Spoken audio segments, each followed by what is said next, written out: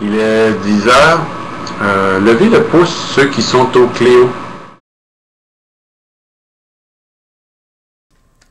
At first, I ask my students to follow me in a problem-based activity that will last 20 minutes and will stimulate, hopefully, a reading activity followed by an individual summary writing task.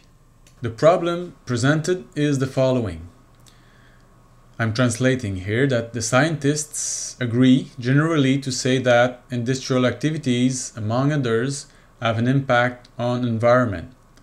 Let's take the Great Lakes as an example. They are threatened today by pollution. According to you, which country is responsible for this situation and why?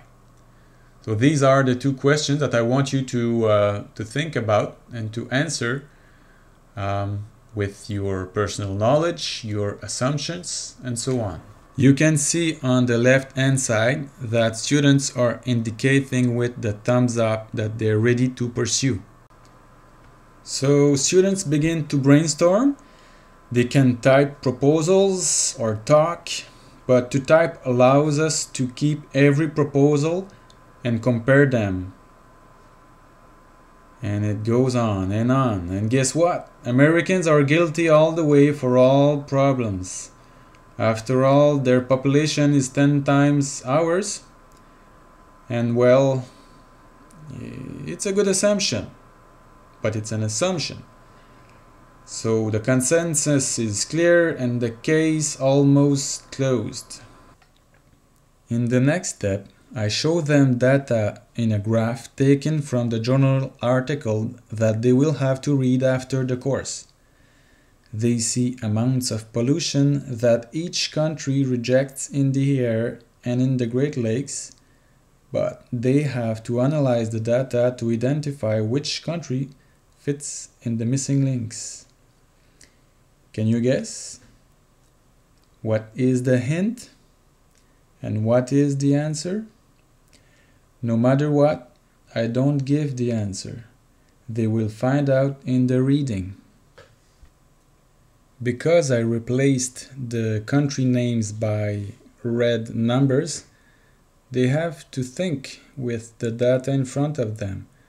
And I will ask them to find the hint if they don't see the zero to help them validate their proposals. Ok, parce que pour le 1 et 3, le lac Michigan est à 0, alors ça doit être le Canada. À moi d'utiliser le pouce, je redonne la parole à Mary. Oui, je suis d'accord avec ce que Gabriel a dit, puis en même temps, je regardais lac Ontario et lac Erie, c'est comme ceux avec les plus hautes données d'habitude, alors c'est une bonne indication si c'est le Canada, puis pour États-Unis, lac Michigan, puisque c'est celui qui est complètement aux États-Unis, alors c'est ça que j'avais à dire. Note that all students write, but of course they are not 30 or 40 on the computer, but you could monitor the number of students that are allowed to type at the same time. 10 people is alright. Note that Mary changes her mind after listening to Gabriel, and that most of the students will correct their answer. All are focused on the problem, totally engaged in the analysis. Then another set of data are observed in the same way. Note in the bottom at the left-hand side that while I am animating, I am chatting with a student who has a question for me. The online activity is done. The task that will follow is to write a summary using techniques previously seen in the course and to produce a new kind of graph using Excel, a pie chart for example. These students come from science and technology programs, so they are supposed to be able to transfer this ability that I don't teach in my course. It's an example of how general education supports specific programs. I give simple and standardized indication on the procedure. the file name to be sent, for example.